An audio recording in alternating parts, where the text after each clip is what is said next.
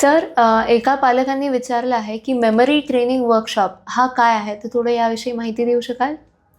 Memory training वर्कशॉपचे 4 भाग आहेत. याच्यामधला पहिला भाग जो आहे तो विद्यार्थ्यांनी काय काय गोष्टी लक्षात ठेवायच्यात, कशा लक्षात ठेवायच्या त्याच्याविषयीचा आहे.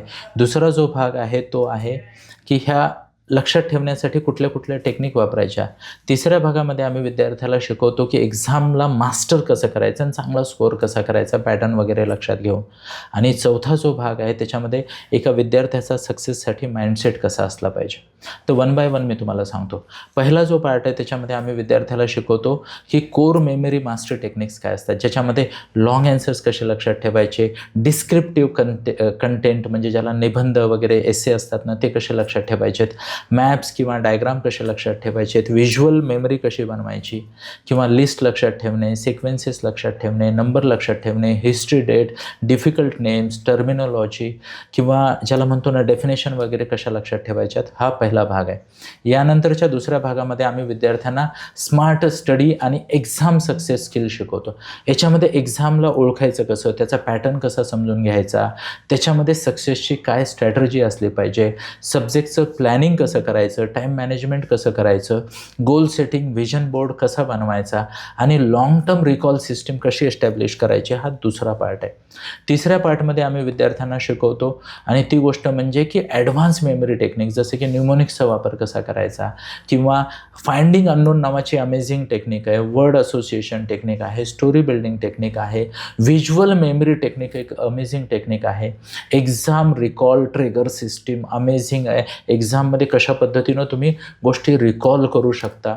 त्यासोबतच एक SRC-10 नावाची 10 मिनिट स्मार्ट रिव्हिजन टेक्निक आहे, मेमरी पॅलेस टेक्निक आहे. अशा वेगवेगळ्या टेक्निक आम्ही शिकवतो.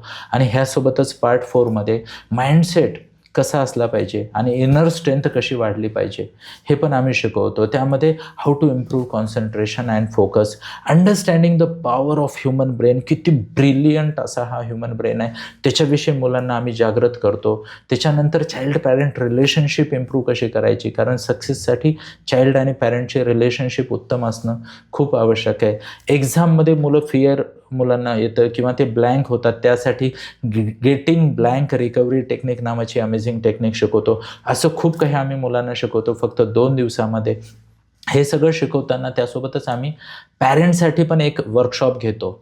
पॅरेंटसाठी सुद्धा 90 मिनिटचा एक वर्कशॉप घेतो, ज्यामध्ये पॅरेंटनी मुलांना कसं गाईड करायचं, स्टडीमध्ये कन्सिस्टन्सी कशी आणायची, एक्झामच्या काळामध्ये काय करायचं, काय नाही करायचं, ह्या सगळ्या गोष्टीचा अमेझिंग गायडन्स ह्या 2 दिवसाच्या वर्कशॉपमध्ये आम्ही घेतो. हा वर्कशॉप जनरली सकाळी 9:30 ते संध्याकाळी 5-5:30 पर्यंत असतो, दोन्ही दिवशी. आणि त्यामध्ये आम्ही पुण्यामध्ये डेक्कनच्या आसपास जनरली हा एखाद्या चांगल्या हॉटेलमध्ये ऑर्गनाईज करतो. विद्यार्थ्यांना ती किट दिली जाते. मी स्वतः लिहिलेलं स्टडी द राईट वे किंवा मेमरी मास्टरी दोन्हीपैकी जे काही उपलब्ध असेल ते पुस्तक आम्ही त्या किटमध्ये देतो. मुलांकडनं ह्या टेक्निक्स प्रॅक्टिकली तिथे करून घेण्याचा आम्ही प्रयत्न करतो, जेवढ्या शक्य होईल तेवढ्या. पालकांनाही मस्त गायडन्स दिलं जातं. आणि महत्त्वाची गोष्ट, चांगल्या हॉटेलमध्ये जनरली आमचं चहा, नाश्ता शक्य असेल तर नाश्तासुद्धा, लंच आणि हाय टी ह्याचीसुद्धा अरेंजमेंट ह्या वर्कशॉपमध्ये केलेली जाते. अतिशय प्रसन्न आणि एनर्जेटिक वातावरणात हे वर्कशॉप होतं. प्रत्येक 6वी ते 12वीच्या विद्यार्थ्यांनी ही ट्रेनिंग केली पाहिजे. असे विद्यार्थी ज्यांचा अभ्यासात संघर्ष होतो आहे, ज्यांना खूप अभ्यास करूनही मार्क कमी पडत आहेत, अभ्यास केलेलं विसरत आहे, लक्षात राहत नाही आहे, किंवा ज्यांना भविष्यामध्ये नीट, JEE, CET किंवा IP, मॅट, क्लॅट, CUT अशी एखादी मोठी एक्झाम द्यायची, UPSC, MPSC सारखी एक्झाम द्यायची, त्यांनी मेमरी ट्रेनिंग वर्कशॉप करणे खूप आवश्यक आहे असं मला वाटतं. थँक्यू. जय श्री कृष्ण.